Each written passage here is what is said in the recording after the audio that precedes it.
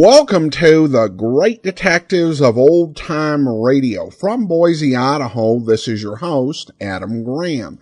If you have a comment, email it to me, box13@greatdetectives.net. Follow us on Twitter at Radio Detectives and become one of our friends on Facebook, facebook.com/Radio Detectives. Today's program is brought to you in part by the financial support of our listeners. I want to welcome our latest Patreon supporters.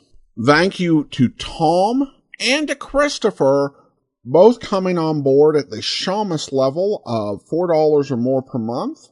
And you can join them at patreon.greatdetectives.net, but you can also send along a one-time donation to support.greatdetectives.net, or if you want to use the Zelle app, just send it to box13@greatdetectives.net, or by mail to Adam Graham, P.O. Box 15913, Boise, Idaho 83715.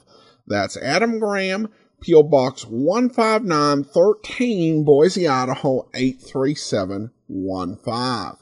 And over at greatdetectives.net this weekend, check out my review of The Prisoner, Series 2.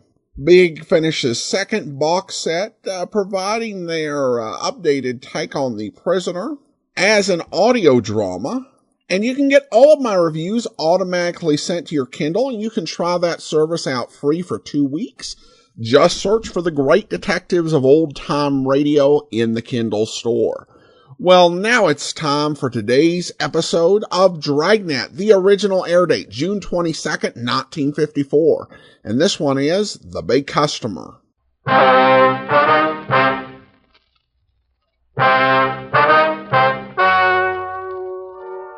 Ladies and gentlemen, the story you are about to hear is true. The names have been changed to protect the innocent.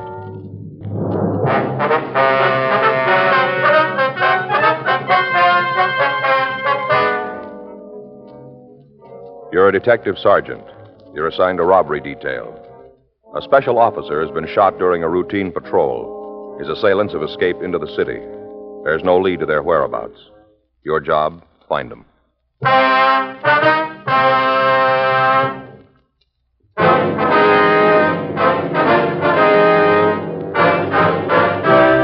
Dragnet, the documented drama of an actual crime. For the next 30 minutes, in cooperation with the Los Angeles Police Department, you will travel step by step on the side of the law through an actual case transcribed from official police files. From beginning to end, from crime to punishment, Dragnet is the story of your police force in action.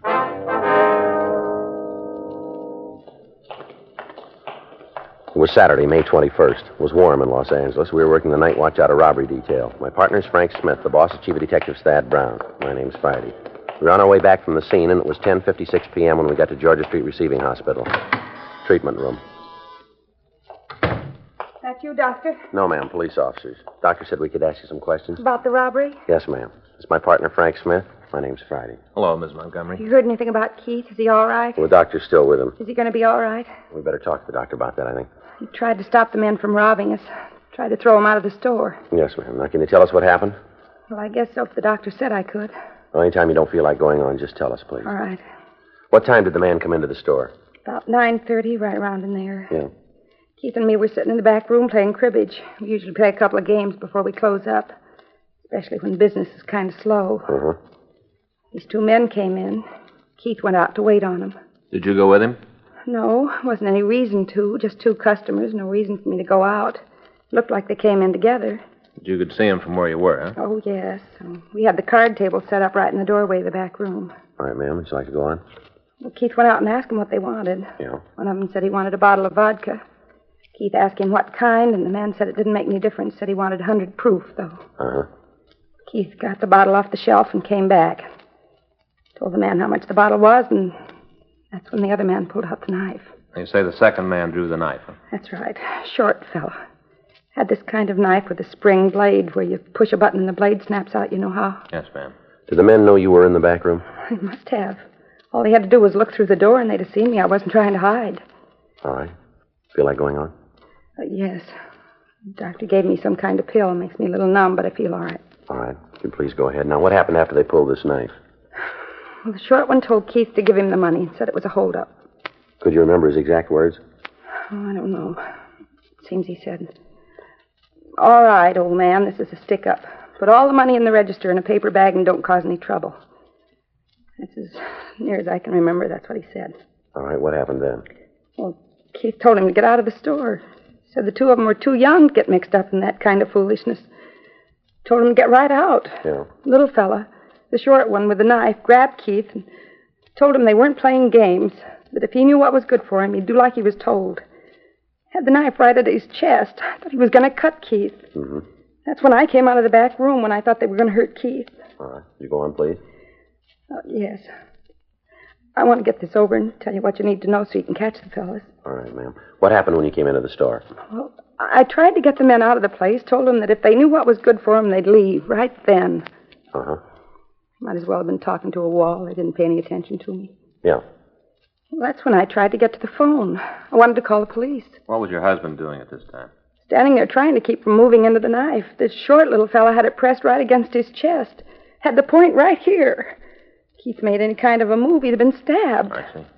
When they saw me go to the phone, the tall one grabbed me and hit me with his fist closed. He hit me about as hard as he could. As soon as he did that, Keith seemed to go crazy. Wrenched himself away from the one with the knife and jumped on the tall man and fought him as hard as he could. Yeah. Terrible the way it happened. Yes, ma'am. The tall man hit Keith along the neck with the edge of his hand and knocked my husband down.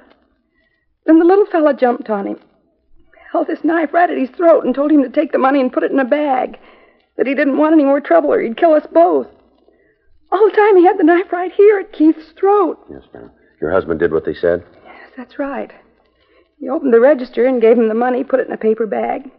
I thought they'd leave after that, but they didn't. Only made them madder. Why was that, you know? It wasn't enough money, only about $30 or $35.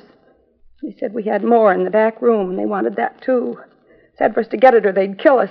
Well, did you get it for them? Yes. I went back and took it out from where we hid it, handed it right over. Mm-hmm. What'd the doctor say about Keith? He must have said something. Frank, would you check with Dr. Sebastian, see what's going on in there? Yeah, I will. Would you go on, please? After they got the other money, the two men left the store. Put the cash in the paper bag and walked out. Said for me to stay still for 5 minutes or they'd come back and kill Keith and me. Mm-hmm. When did the special officer come into the store? We didn't. Ma'am? He drove up when we were arguing with the men on the sidewalk, and after they left the store, Keith got up and ran after them, tried to hold him. Well, did the officer know what was going on? No, not at first. He thought it was just an argument.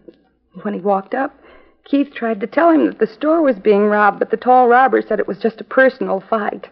Said it didn't concern anybody else but Keith and him. Were you on the sidewalk at the time? Yes, right beside Keith. I see. Robber said that Keith was just an old crackpot trying to cause trouble, that the officer should forget about it. Yeah. I guess it didn't sound very good to him because he said it'd be better if Keith and the men talked to a policeman.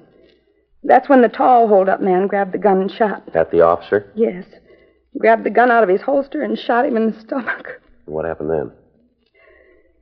The smaller of the two stabbed Keith a couple of times, and both of them ran down the street. Did you see where they went? Yes. They got into a car that was parked about a half a block away. Jumped into the car and left. All right, Ms. Montgomery, just a couple more questions now. Did either of the two men use a name at any time?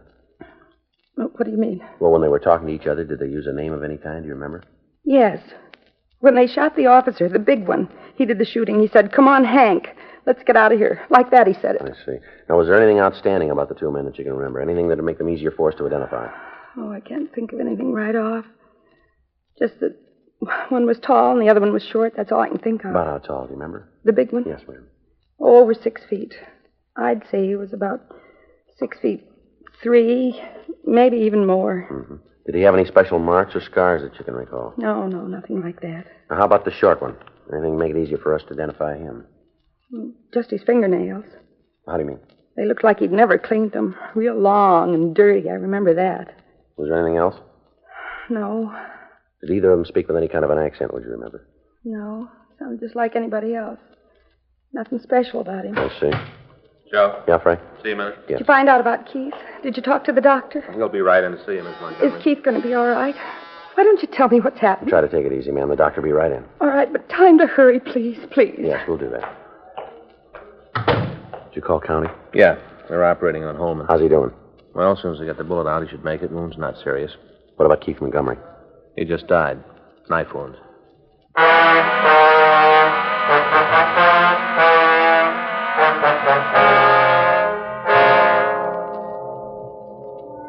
The story we'd gotten from Irene Montgomery was pretty much the same as Special Officer Kenneth Holman had given us. Immediately after the robbery, a local and an APB had gone out on the suspects. In canvassing the neighborhood, the investigating officers had found 2 eyewitnesses to the shooting stabbing. A man and a woman had been parked in an automobile directly across the street from the Montgomery store. They had been able to give us a description of the car that the suspects had driven away from the scene, along with the last 3 numbers on the license plate. While Frank and I had been talking to Mrs. Montgomery, Officers Benson and Herman from Robbery Detail had been going through the Department of Motor Vehicle records looking for the owner's name. Information on the method of operation used in the crime was sent to the stats office, and a run was started. The moniker file at R&I was checked for a suspect with the nickname Hank, who matched the description of the smaller thief. The 2 eyewitnesses were brought into the city hall to go through the mug books for a possible identification. While Frank went to the office to check with Benson and Herman, I worked with the witnesses. No. No, on this page. How about here? No, I don't see him here either. All right. Oh, wait a minute. This fellow here, see? This one? Yeah, it's not the hold-up man, but he's got the same kind of ears. Close to his head like... Yeah, same kind of ears. You're sure it's not the man, though? He's got ears like him. All right, Mr. Steele, would you go on, please, here? Mm-hmm.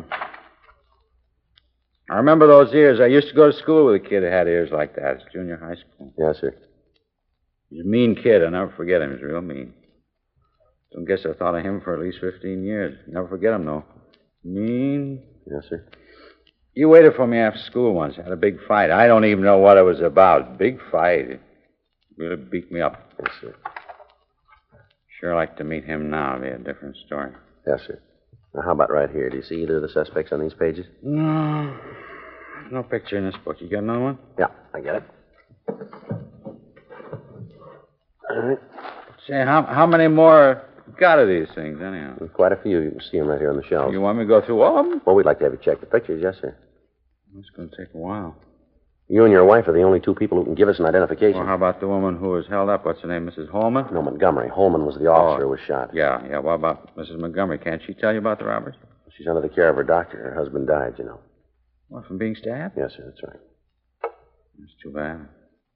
We didn't know what it was all about, you know? Yes, sir. Me and Harry were just sitting there. All of a sudden, there's this fight and a shot. We didn't know what the frakes was. Yes, sir.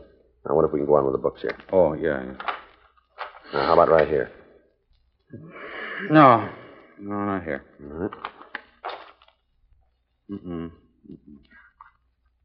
Say, he's mean. What'd he do? Robbery. Yeah, you can tell. Look at the face. You can always tell. Yes, sir. No, I don't see him here. Perry. Sir? Perry Nicholson. That's the guy's name. One with the close ears. I remember it now. Haven't thought of it. 15 years. Perry Nicholson. Bully. Yes, sir. Sure like to meet old Perry now. It'd be a different story if he wanted to fight now. Oh, different story. Yes, sir. Joe. Yeah? The hold-up car. Yeah. They just found it abandoned.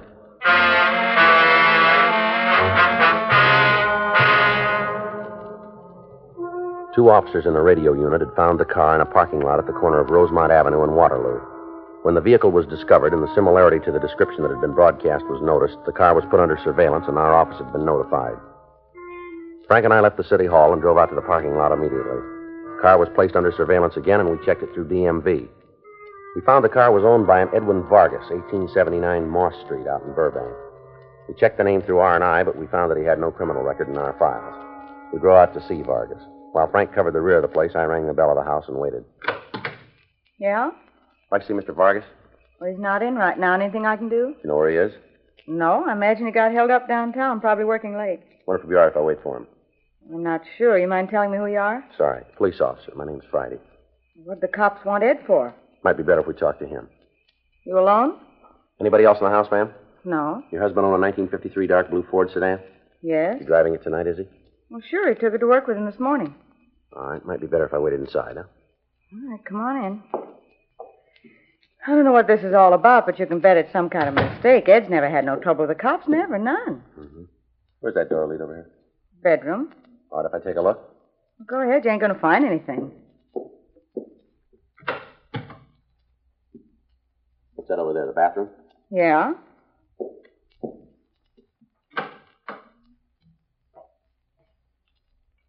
All right, just the one bedroom? No need for any more. Me and Ed don't have any children. Kitchen this way? Yeah. Say, if you're looking for something, maybe if you'll tell me what it is, I can help you. We just want to check the house, ma'am. Is this all there is to the house? I told you we don't need any more room. I see. Just unlocking your back door, ma'am. My partner's out there. All right, Frank. Is he here? No. No, he's Who is not. this, another cop? This is my partner, Frank Smith, Miss Vargas. Hello. Seems to me you should be able to tell me what this is all about, Mr. Friday. Can you give us a description of your husband? Why? It might help us to get him out of trouble, maybe. He's in no trouble. You got something on your back and you're trying to dump it on Ed and it isn't going to work. You want to give us a description? What do you want to know? How tall is your husband? 6'3", How old? 32. What color's his hair? Kind of sandy. Look, what is this, a third degree? What are you trying to prove with all these We questions? just want to get at the truth, ma'am. It's a kind of hard way to do it, if you ask me. Well, I'm sorry for causing any trouble. You are. Where's your husband work? He's a salesman. Who for, ma'am? Insurance company downtown. Usually work this late? No, I told you that. But you think he's at work tonight? Yes? Well, then you wouldn't mind if we called him, would you? I'm not going to have you causing him any Well, embarrassment. don't worry about it, Miss Vargas. Would you like to give us the number? It's in the phone book. Look under emergency numbers. You want to make the call, Frank? Yeah. Look, what do you think he's done? It's police business, ma'am. I'm his wife. I got a right to know. It'll be better if we talk to him, I think. That's what you say. Your husband ever been in trouble with the police before? Not that I know of. How long you lived here? You mean in California? That's right. I was born here. How about your husband? He's been here a couple of years. Where's he from? New York State. Where in New York State? A little place right outside of Utica. You ever been in trouble back there, would you know? Well, if he was, he didn't say anything to me about it. How long's he had the job? Since a week after he came out, Ed's a smart guy. He'd have no trouble getting work. How about it? I talked to the building superintendent. Yeah. He says Vargas left at 5:30 this afternoon.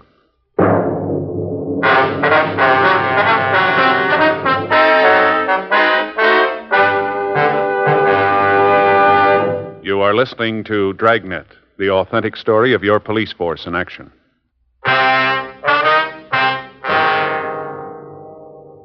The description of the owner of the car used in the holdup, coupled with his absence, made him a prime suspect in the robbery. We continued to talk to his wife. She gave us some of the background on Vargas. She told us that they'd only been married a little over a year, and that they were still trying to pay off the debts that her husband had incurred before their marriage. She went on to say that in the last few days he'd been depressed about their finances, and that on that morning, Vargas had said he'd figured a way out for them.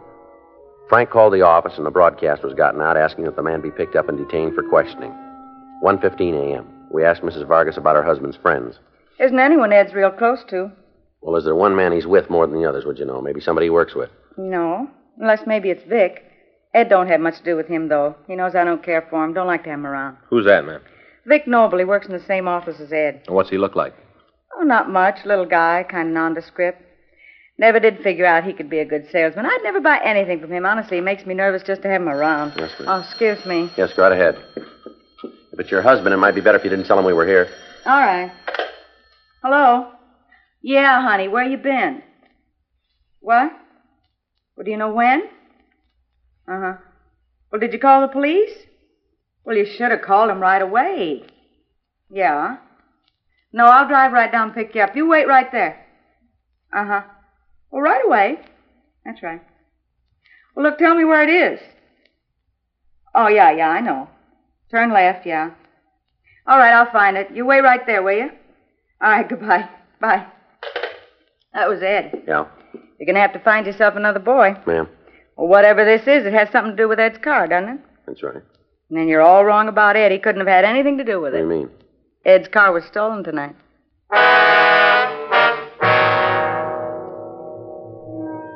We got the address of the bar where Ed Vargas had called from. Frank and I drove down and talked to him. He told us that he'd left work and had stopped in the bar for a couple of drinks before he went home. However, when he left the place, he'd found that his car was gone. He returned to the bar and spent the next several hours trying to figure out what to do. We talked to the bartender, and he verified Vargas' statement that he'd been in the place all evening. He was released from custody and allowed to return home. Frank and I continued to talk to the bartender. Got to get ready to close up pretty quick. Just a couple more questions. Well, you mind if I clean up the back bar while we talk? No, sir. Go right ahead. Thanks. Well, what do you want to know? Well, you told us that Vargas came in about 5:45. Is that right? Near as I can remember, yeah. Give or take a couple of minutes on either side. But he was here before 7. For sure. You meet anybody here? How far is this going to go? What do you mean? His wife going to find out if I tell you? Not from us. Well, Ed and the missus haven't been getting along so good lately. You know, been beefing a lot. Yeah. Ed's a funny guy. He don't like no trouble at home. As soon as Sarah started giving him problems, he found another girl, kid that works in his office. They usually drop in here for a couple of drinks before he goes home. Yeah. Nothing serious going on with them, just they like to sit and talk.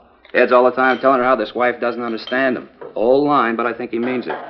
He was in here with a girl tonight, was he? Yeah, just like all week. Every night they come in about 5:15, sit in the back booth, have a couple of martinis, and then they leave. I think maybe Ed drops her off on the way home. She don't have a car. Yeah. Tonight they had more than just a couple of drinks. I think maybe there was something wrong, you know, a little problem. What about?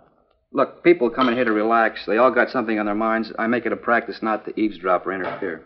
What was their problem, do you know? Sarah won't hear it? No, we told you before. Yeah. Well, wouldn't want her to come around here causing no beef. She's jealous, you know, real jealous. Is that so? Oh, yeah. Anyway, Ed must have told the girl that he was thinking of leaving his wife, because tonight she told him to do something about it, or she was walking out. Had a little kind of tiff, and then she left. After that, he went out to get the car and found it been stolen. Where'd he leave it, do you know? A lot behind the building. Did he leave the keys in the car? I don't know. You saw him when he left, carrying a big load. He don't remember. Probably did, though. You have anybody else in here tonight that looked like Vargas? What do you mean? Well, as tall as he was, maybe? A lot of tall people come in here. Yes, we understand. But were there any tonight? A couple, yeah. Any of them come in with a short fella, about 5, 6, or 7? Yeah. What time did they come in? Oh, about a little after 7. When'd they leave? Well, I don't know. Maybe 7:30, 8:15. I'm not sure. There's one of the tables back there. I served them a couple of times. Didn't take much notice when they left. They paid for the drinks when I brought them. Left a $50 tip. Took off. They come in here regular, do they? Yeah, a couple times a week, maybe more. They usually together? Oh, never seen him any other way except once. I'd rather not remember that time. What do you mean? Came in here early, spent the whole night here boozing, got pretty plastered. I had to take Nick home. He couldn't make it alone. Which one is Nick? The short one, little guy. What's he do for a living? Nothing I ever heard of. Well, how's he live? Any way he can. Always seems to have dough. I think maybe some kind of gambler, something like that. Always loaded. Way he looks, though, you'd think he was some kind of mechanic, but he's not. Is that right? Sure, he dresses nice. Always got a good suit on, but he doesn't know how to carry it off. What do you mean? His fingernails. I don't think he ever cleans them.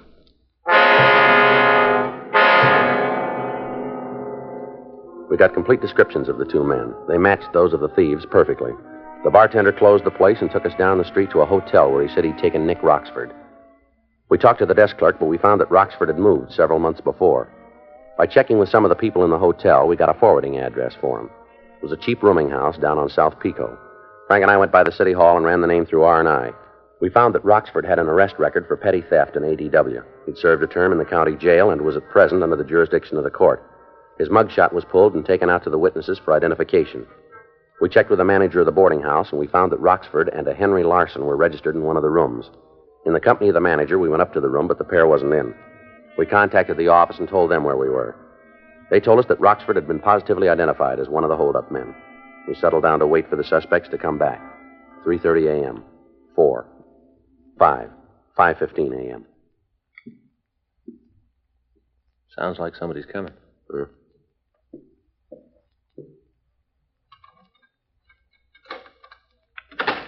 Well, there wasn't no other way. You was there, didn't see you doing nothing to stop it. You shot the cop. I still think so. All right, hold it right there. What are you doing here? Police officers, you're under arrest. Watch it, Frank!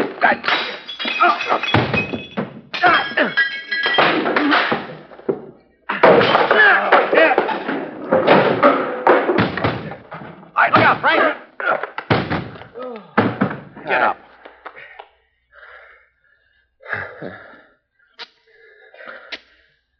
They made it kind of rough, didn't they? Yeah, they did. All right, come on. Get up. Come on, get on your feet. Now, let's take them downtown. Yeah. I better check the cuffs. Don't want them too tight. No, you might hurt them, huh?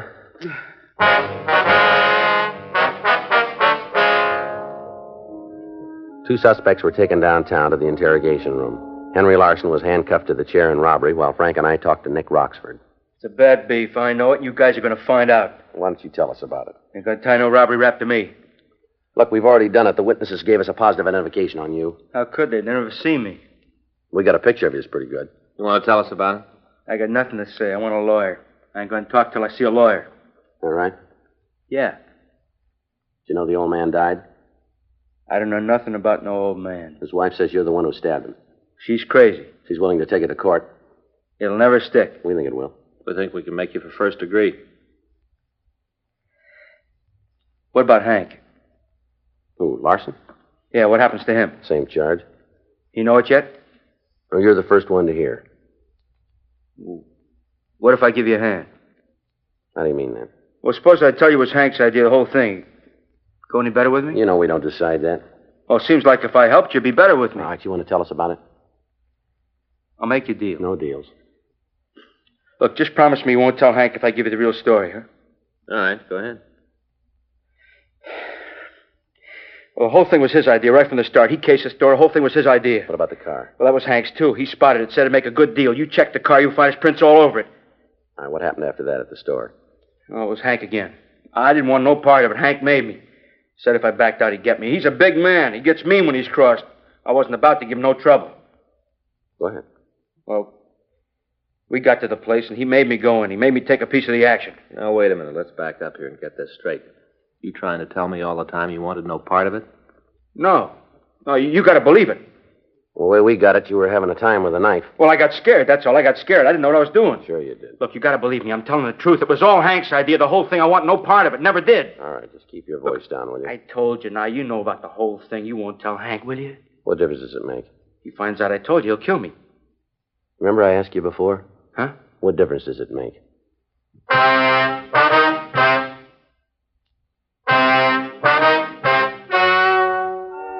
The story you have just heard is true.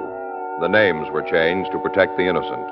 On September 4th, trial was held in Department 98, Superior Court of the State of California, in and for the County of Los Angeles. In a moment, the results of that trial.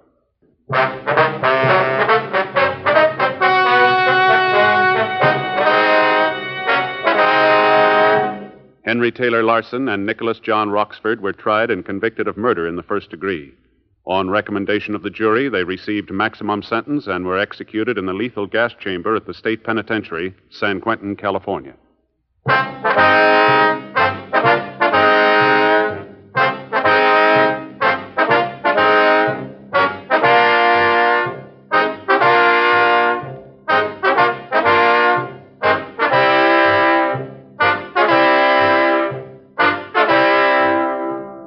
You have just heard Dragnet, a series of authentic cases from official files. Technical advice comes from the Office of Chief of Police W.H. Parker, Los Angeles Police Department. Technical advisors, Captain Jack Donahoe, Sergeant Marty Wynn, Sergeant Vance Brasher. Heard tonight were Ben Alexander, Virginia Gregg, Whit Connor, Herb Ellis. Script by John Robinson. Music by Walter Schumann. Hal Gibney speaking. Watch an entirely different Dragnet case history each week on your local NBC television station. Please check your newspapers for the day and time. Chesterfield has brought you Dragnet, transcribed from Los Angeles.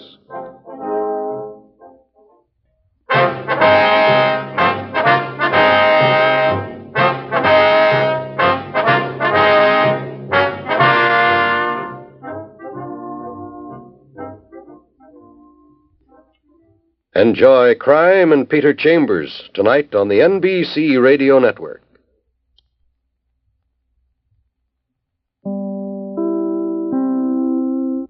Welcome back. Well, a good episode. I think the most interesting part of this particular one was what was going on with the guy who owned the car, with it looking like he could very well be a strong suspect.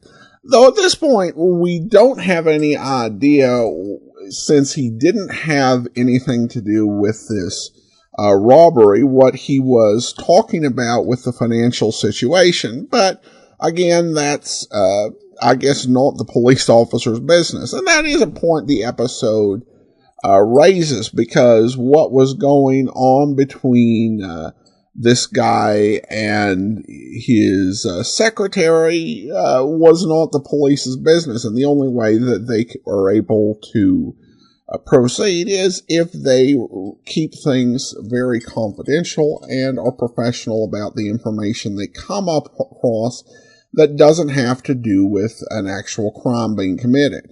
and also a lesson on crime. If you are someone who is very recognizable, such as a very large person with horribly unkempt nails, maybe you shouldn't actually go out and commit a crime like that. At least not without wearing gloves. Which was a pretty good idea anyway, because his fingerprints ended up all over the car, at least if his partner could be believed. I want to thank our Patreon of the day. Thank you so much for Julie, who's been one of our Patreon supporters since August, and is supporting us at the Detective Sergeant level of $7.14 or more per month. And that'll actually be all for today. Join us back here tomorrow. We celebrate 2,800 episodes with a series that has been lost for many years. And when you hear it, you'll see how ironic that is. Also tomorrow, video theater. And over at the Amazing World of Radio, check out our Easter programs at amazing.greatdetectives.net. But for now, from Boise, Idaho, this is your host, Adam Graham, signing off.